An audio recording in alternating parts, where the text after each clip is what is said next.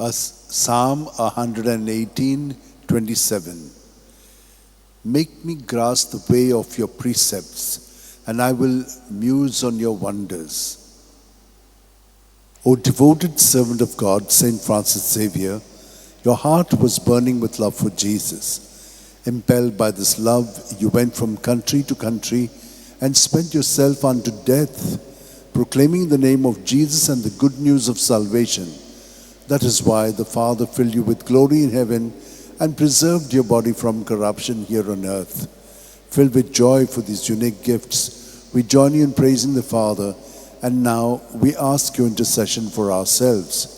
You may pray for whatever you want through the intercession of Saint Francis Xavier.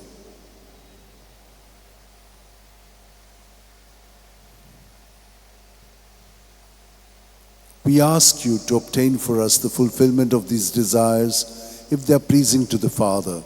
And for everything, together with you, we praise the Father through Jesus in the Spirit. Amen.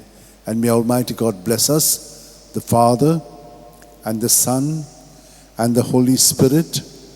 Amen.